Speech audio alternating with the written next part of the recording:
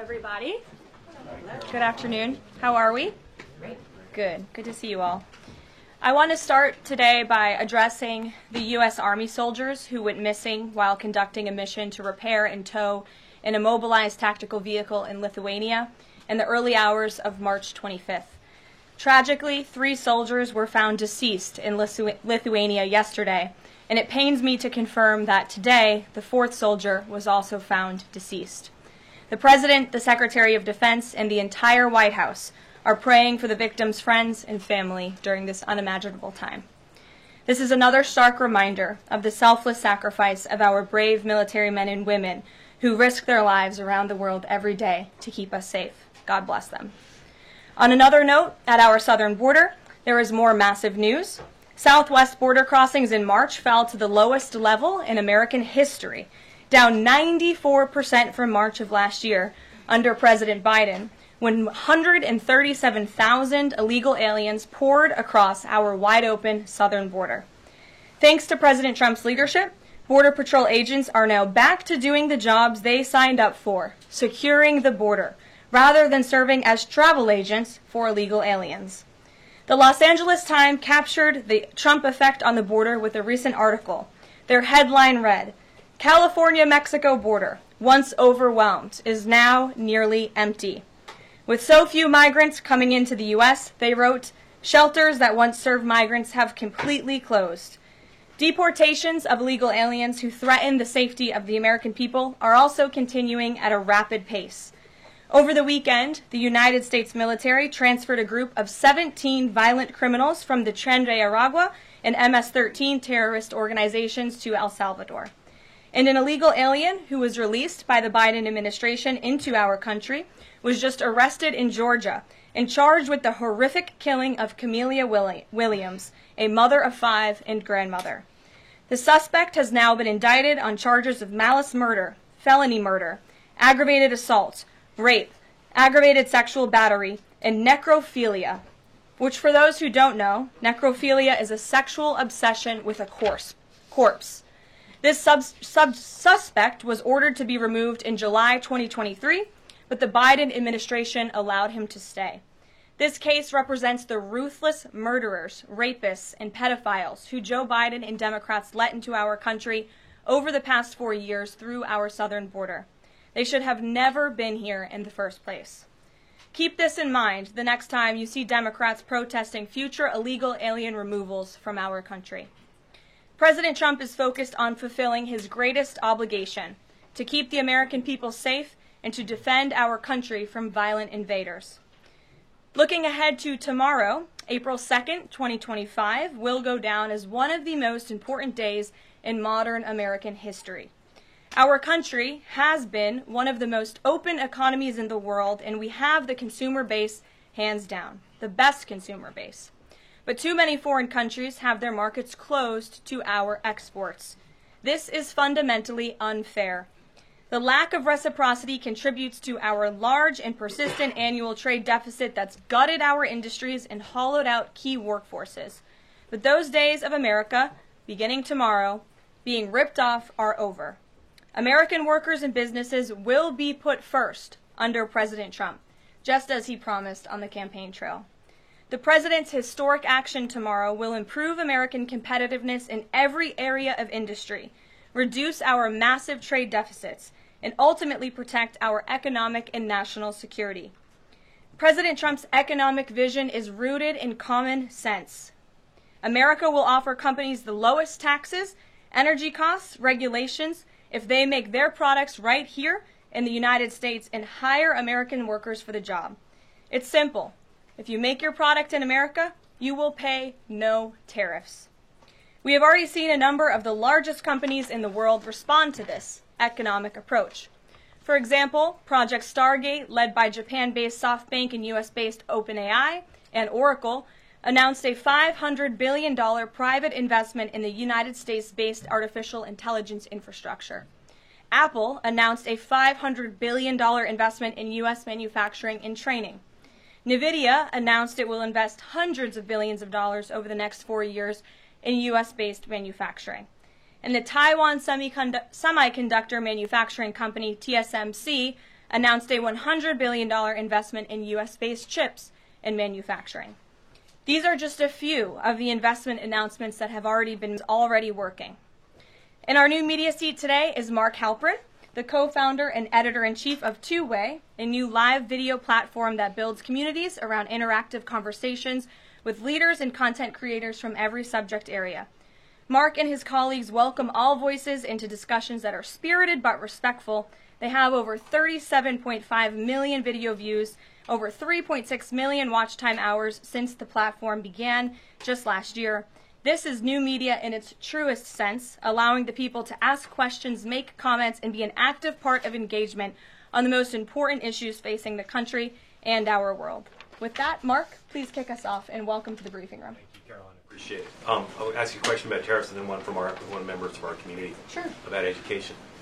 It's perceived by some that companies or countries, if they change their policies either before tomorrow or after tomorrow, can have the president alter what he's planning for that country or that sector. Is that a possibility? And if so, what factors the president consider in making those changes? Well, the ultimate change for these companies and these countries, Mark, will happen when they decide to do business in the United States of America. And as I just laid out, they will face no tariffs at all if these companies choose to invest here in the United States and to move their production and their manufacturing here to the United States as well. As for tomorrow, the president will be addressing the decades of unfair trade practices that have ripped our country off and American workers off. It has hollowed out our middle class. It has destroyed our heartland, and the president is focused on reshifting our global economy to ensure that America is once again the manufacturing superpower of the world. So if they do something today or later in the week that's a pledge for future activity, would that be good enough potentially to alter the policy? Again, the president has been looking at the very unfair trade practices of the past. Certainly, the president is always up to take a phone call, always up for a good negotiation, but he is very much focused on fixing the wrongs of the past and ensuring that American workers have a fair shake. So if someone calls after tomorrow and says, hey, I'm ready to make a change, he'd be open to that? The president is always open to taking calls. Okay. A question from one of our community members. Katie Reeves is a school teacher in Wisconsin. She's taught K-8 in public, independent, private, and private schools. And here's what she wanted me to ask you. She says, I see the elimination of the Department of Education as an excellent first step in the improvement of our school system. Do you see any further role the federal government can take beyond this, possibly in promoting the expansion of voucher programs or reducing the influence that... Well, I want to thank Katie for her service to our country and our nation's children. Being a teacher is the most noble profession that we believe one can have. And the president said in his remarks when he signed the executive order to dismantle the Department of Education that he loves our teachers. And in part, this order is to empower our teachers to have greater decision making in the classroom. Nobody knows our nation's children and our students better than our teachers who are with them every single day.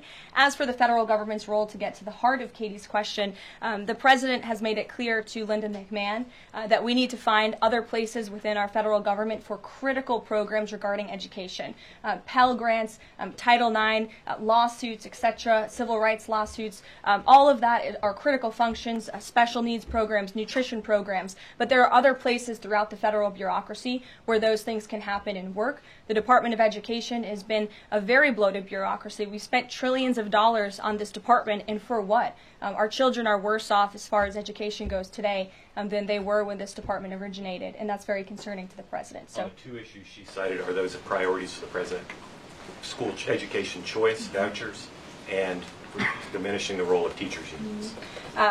The president is very supportive of both of those things, particularly when it comes to school choice. He has said that school choice is the civil rights issue of our time, and he wants every child, regardless of zip code, socioeconomic status, how much money their parents have, to be able to go to the school of their choosing that best suits their educational needs. And he is going to empower state and local leaders to make those decisions on behalf of our nation's children. Thanks for being here, Mark. Jeff. Just changing subjects for 1 second. The administration has expressed a complete confidence in how all the deportation flights to El Salvador were conducted. But now that the administration has conceded that there was an error of one Salvadoran national, will there be any reviews conducted? And does the president express any thoughts on the one error that was disclosed in court last night? Well, first of all, the error that you are referring to was a clerical error. It was an administrative error. The administration maintains the position that this individual who was deported to El Salvador and will not be returning to our country was a member of the brutal and vicious MS-13 gang. That is fact number one. Fact number two, we also have credible intelligence proving that this individual was involved in human trafficking. And fact number three, this individual was a member, actually a leader of the brutal MS-13 gang, which this president has designated as a foreign terrorist organization. Fact number four is that foreign terrorists do not have legal protections in the United States of America anymore. And it is within the president's executive authority and power to deport these heinous individuals from American communities. It is a promise he campaigned on. It is a promise he is keeping. And every single person in this room should be grateful for that, considering especially MS-13 is very prevalent and prominent here in the District of Columbia, in Maryland, and in Virginia. And the President, the Attorney General, everyone who has been involved in these operations is focused on eradicating these criminals and terrorists from our communities. The Vice President said he was a convicted member of MS-13. What evidence is there to back that up? There's a lot of evidence, and the Department of Homeland Security and ICE have that evidence, and I saw it this morning. Steve. Has the president fully made up his mind on the level of tariffs to impose tomorrow? We keep hearing about a 20% flat rate. The president said last night he has made a decision and a determination. I was with him in the Oval Office earlier, and he is going to announce that decision tomorrow. I don't want to get ahead of the president. This is obviously a very big day. He's with his trade and tariff team right now, perfecting it to make sure this is a perfect deal for the American people and the American worker, and you will all find out in about 24 hours from now. And are the car tariffs going to go into effect on April 3rd as scheduled? Correct. Yes, they will. Okay. And last thing, would you like to respond to the Chinese military drills around Taiwan? Yes, I would. As a matter of fact, the National Security Council briefed me on this morning, and they said that the president is emphasizing the importance of maintaining peace in the Taiwan Strait, encouraging the peaceful resolution of these cross-strait issues, reiterating our opposition to any unilateral attempts to change the status quo by force or coercion. That is directly from the National Security Advisor. Just for you, Steve Holland of Reuters. Monica. Thank you so much, Caroline. Elon Musk this week revealed that Doge found that the Biden administration issued over 2 million Social Security numbers to illegal aliens, found 20 million dead people marked as alive in the Social Security system. Has the White House confirmed these numbers with Elon, and is the White House looking into correcting this? I'm not sure about those specific numbers that Mr. Musk cited. I can tell you what the Social Security Administration has said themselves, according to an Inspector General's report that was conducted last year, showing there was nearly $80 billion worth of fraud in this program. We know for a fact there are individuals who should not be receiving benefits on the Social Security rolls, and this administration is focused on cleaning out the waste, fraud, and abuse in every agency, but particularly in Social Security, to make it stronger for our tax-paying, law-abiding citizens who deserve these entitlements and programs. Because you did bring up Doge, I do want to tout the incredible efforts that have been made at the Environmental Protection Agency, and Administrator Lee Zeldin is just doing a tremendous job. Just yesterday and today it will be going into effect. He announced that taxpayers will be saved $8 million in annual lease costs by moving staff out of the 323,000 square feet of space that the EPA currently occupies, which is completely unnecessary. Yesterday, Administrator Zeldin also announced he will be shutting down a museum that the Biden administration built to tell a selective story about the EPA's history and climate change. It was a real pat on the back to President Biden. And guess how much American taxpayers paid for it? $4 million for this museum that I think only 1,000 visitors saw last year alone. And it will cost American taxpayers $600,000 per year to operate this museum. Well, it's not going to exist anymore. We're going to save taxpayers those critical funds. And Administrator Zeldin is very proud to announce that. And just at EPA alone, and the cuts that they have made, they've saved taxpayers more than $22 billion in wasteful grants and spending. Peter. Thank you, Caroline. When the president goes down to Florida on the weekends, does he ever hear from, there are so many retired folks down in Florida, does he ever hear from any retired Americans who are stressed about these wild swings in the stock market because of the tariff uncertainty, and they're sitting there on fixed income or living off a 401k, and They don't know how much money's going to be left. Well, certainly they are legitimate concerns, and the president takes those concerns very seriously, and he's addressing them every single day. And tomorrow's announcement is to protect future generations of the senior citizens you mentioned. It's for their kids and their grandkids to ensure that there are jobs here in the United States of America for their children to live the American dream, just like they presumably did. And as for their worries about their 401ks, their Social Security, I just addressed Social Security. This president is always going to protect it for our tax-paying senior citizens. As for their 401ks, look at what President Trump did for you in his first term. He is working on implementing that economic formula every single day by lowering inflation, lowering energy prices, massive deregulatory efforts, while simultaneously effectively implementing tariffs. And they'll hear more about that announcement tomorrow. And you said that the president right now is with the trade and tariff team. They are very confident that this is all going to work. But what if they're wrong? They're not going to be wrong. It is going to work. And the president has a brilliant team of advisors who have been studying these issues for decades. We are focused on restoring the golden age of America and making America a manufacturing superpower. And again, Peter, I would point you to the investments that have already trickled into this country. And the president hasn't even made his tariff announcement yet tomorrow.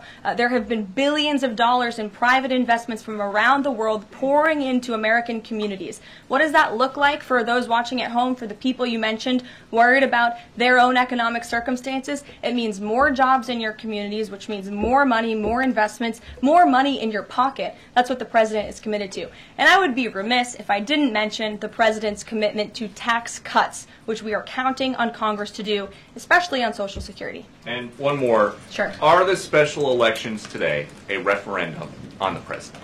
I think first of all, as you know, I'm a government employee now, so I'm not very much allowed to comment on elections that are taking place. That's something to get used to, having just been on the campaign trail for quite some time. But the president is the leader of the America First movement and the MAGA movement. And that was made very clear on November the 5th when he received nearly 80 million votes. I could also say that it is the constitutional right of every law-abiding American in these places where these elections are being held to vote, and every American should exercise their constitutional rights. Sure. Thanks, Karoline. A few questions about this deportation case. First, I wanted to clarify something that you said to Jeff a few minutes ago. You said you'd seen evidence that this man was a convicted gang member. In what court was he convicted and for what? This individual was an MS-13 ringleader. This individual was also engaged in human trafficking. And I'm glad you brought up this point again, because I would like to point out that if you just saw the headline from the insane, failing Atlantic magazine this morning, you would think this individual was Father of the Year, living in Maryland, living a peaceful life, when that couldn't be further from the truth. They didn't even mention in the title of that article, or even in the first paragraph, that this individual is an illegal criminal who broke our nation's immigration laws. He is a leader in the brutal MS-13 gang, and he is involved in human trafficking, and now MS-13 is a designated foreign terrorist organization.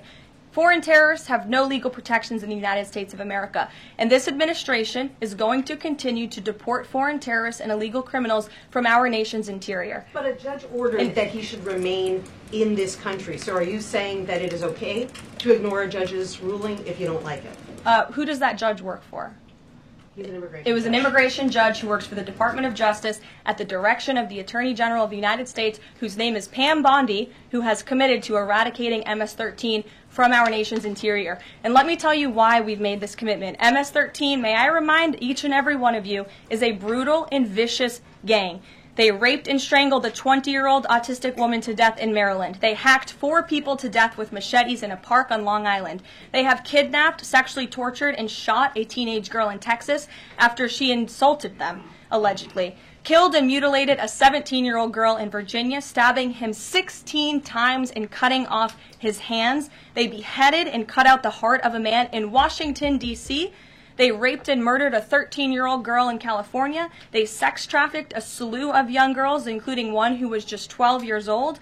Raped an 11-year-old girl in Brooklyn while her brother was in the room. Sex trafficked a 13-year-old in Maryland and Virginia, miles away from this White House, even beating her 26 times on her backside with a baseball bat.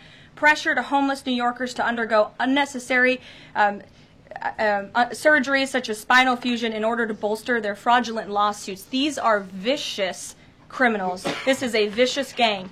And I wish that the media would spend just a second of the same time you have spent trying to litigate each and every individual of this gang who has been deported from our country as the innocent Americans whose lives have been lost at the hands of these brutal criminals. We maintain our position, and very strongly so. Jennifer. One more on the tariffs. Can you say what the latest thinking is on the start date? I know you were just in the Oval. Are they all going to take effect this week on the reciprocal tariffs? And whenever they start, is that enough time for companies and everyone involved to adjust to that start date? My understanding is that the tariff announcement will come tomorrow. They will be effective immediately. And the president has been teasing this for quite some time, as you know. He's talked a lot about April 2nd as Liberation Day in America. It would be taking place today if not for April Fool's Day. But tomorrow will be the day, and he's been talking about it for a while. And as a result, you've seen these companies make commitments to investing right here in the United States. Jasmine. Thank you so much. I wonder, back on tariffs, what, if any, market indicators is the White House looking for to see if this tariffs plan is successful down the line? Well, look, the president has been asked and answered this question about the stock market and whether he's watching it. And I've said, and he has said, the market is a snapshot in time. Yesterday, Dow futures were up. And there's been a lot of talk about the market, and it was up yesterday. So, look, the president wants to ensure that all Americans make out well, particularly Main Street. That's the focus of these tariffs. But as I've said repeatedly, just like they were in his first term, Wall Street will be just fine. Shelby. Thanks. A bipartisan pair of senators sent a letter to the president today arguing that the recent strikes in Yemen are emboldening the Houthis and saying that Congress has not authorized war against them. Is the administration planning to consult with Congress at some point or going forward regarding the strikes, and any response on the letter? Well, I would absolutely reject Congress's claims. Who made those claims in Congress? Senator Jeff Merkley and Rand Paul. Okay, well, I would absolutely reject those claims. These Houthi strikes have been incredibly successful. Last time I was at this podium, there were more than 100 successful strikes. There have now been over 200 successful strikes against the Houthis. Iran is incredibly weakened as a result of these attacks, and we have seen they've taken out Houthi leaders. They've taken out critical members who were launching strikes on naval ships and on commercial vessels, and this operation will not stop until the freedom of navigation in this region is restored, which is a critical principle. And this president stands behind our Defense Department, who's doing a tremendous job. And are they going to? Is the White House going to confer with Congress going forward on this? I would have to ask our team here at the White House, but the president is well within his authority, as is the Secretary of Defense. Again, these are defensive strikes. The Houthis have been launching attacks on U.S. naval vessels and commercial ships for quite some time. Go ahead. Caroline, Yeah. The pause on the Canadian and Mexican tariffs, the fentanyl tariffs, that's set to expire tomorrow. Is the president considering extending that pause? Look, I will let the president speak on the specifics of the tariffs tomorrow. But as for fentanyl, we have seen this has certainly caused a national security crisis here in the United States. Fentanyl continues to be the #1 killer of young people in this country, and the president is very much focused on that. Deanna. Thank you, Caroline. The president recently signed an executive order on making D.C. safe and beautiful. On the campaign trail, he talked about making New York great again. Does he have any plans on establishing a similar task force? Has he been pressuring Governor Hochul in any way in his conversations about New York and lowering crime?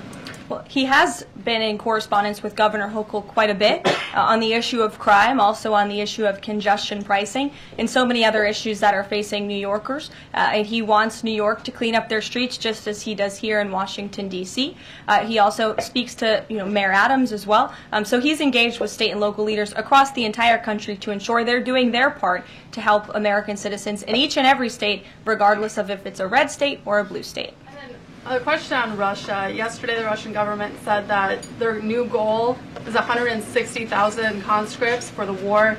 Has the president seen that number, and does he have any response given his recent conversations on peace talks? Well, I can tell you what the president said last night, and that is he is frustrated with leaders on both sides of this war. He wants this war to end. There are men that are dying on both sides, and it's been going on for far too long. Our team continues to be engaged with the Russians as we are with the Ukrainians, and the president continues to be very, very much engaged on this topic every single day. Caroline? Sure. Caroline, Sure.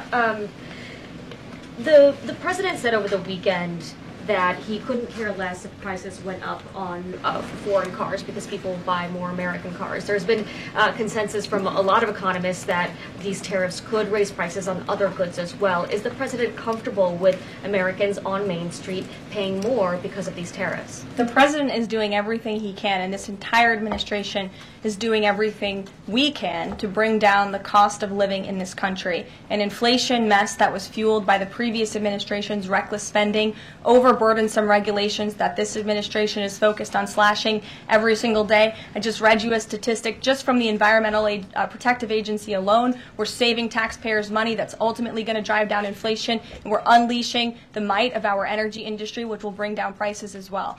To the heart of your question, because this is very important to the American people, you should trust what this president did for you in his first term. He effectively utilized tariffs while driving down inflation. It was a record low 1.4% when he left office, and he's focused on getting back to that. It's unfortunate the previous administration left us in this mess. Sure. Representative Anna Paulina Luna left the Freedom Caucus over there, lacked support for her bill that would allow new parents to proxy vote around 12 weeks around the birth of their baby. Does the president support that bill? I'm not sure. I haven't actually talked to the president about that bill, but I certainly can and can get a take on if he supports it or not. Thank you. And one more. The D.C. Circuit ruled last week that the president can fire holdover Biden appointees of independent agencies. Will this ruling empower President Trump to dismiss more federal employees? Well, the president has given the responsibility to his cabinet secretaries to hire and fire at their respective agencies, and they reserve that right. You saw the Secretary of Health and Human Services announced more layoffs today. This is all part of the administration's effort for a mass reduction in force in the federal bureaucracy here in Washington, D.C. to save American taxpayers money. As for agencies within the president's executive authority, the president retains that right. And we've seen there have been bureaucrats at some of these agencies that have been trying to act independent. They need to remember who they work for. It's the executive of the executive branch. You look at the United States Institute of Peace, for example. There was a little bit of a standoff with bureaucrats over there who didn't want to realize who they work for, and that is Donald Trump. And President Trump is focused on streamlining these agencies to save American taxpayers money, and he has every right to do that. Karoline. Sure. Go ahead. Thanks, Karoline. Yeah. In Gaza, the bodies of 15 rescuers have been found in their sort of ambulances where they were apparently killed by Israeli forces. Just wondering if the White House is going to be calling on Israel to investigate that and to try and avoid similar casualties involving rescue workers in the future.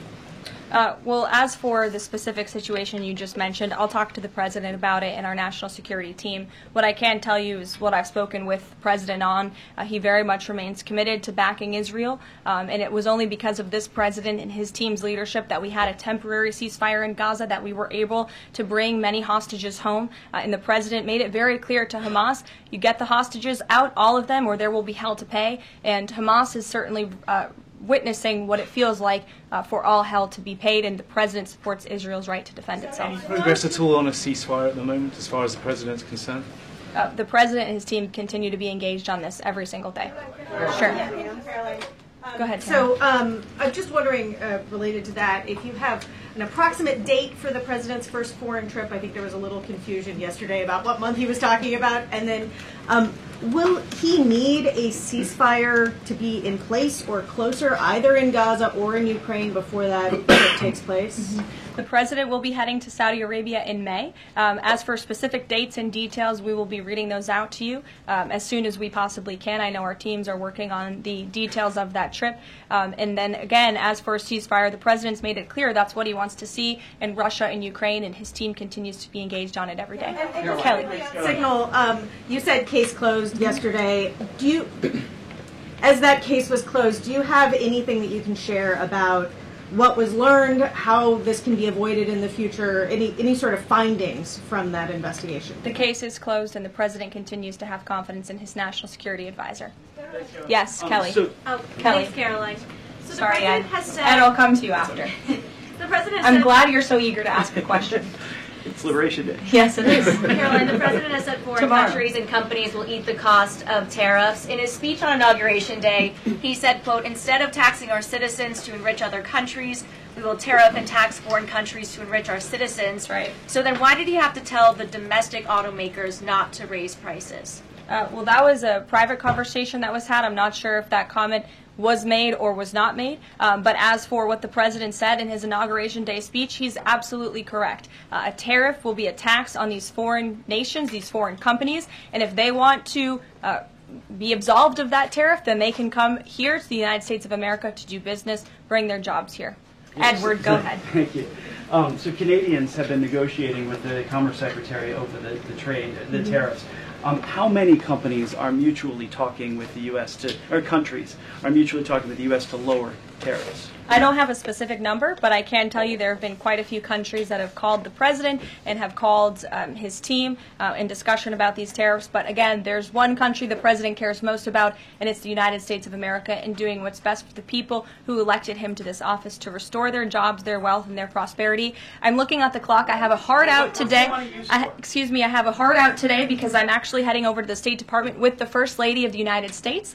She will be delivering remarks at 1 o'clock this afternoon at the 19th International Women of Courage Award ceremony with our great Secretary of State Marco Rubio. That starts at 1. This is the 5th year Mrs. Trump is participating and standing with brave women leaders who embody American values abroad. And the First Lady in her remarks today will highlight the profound connection between the love and courage that will be shown by this year's honorees. I encourage everybody to tune in at 1 o'clock, and then we'll see you all tomorrow for Liberation Day. Thanks, guys. Thanks, Karoline. Thanks, Karoline.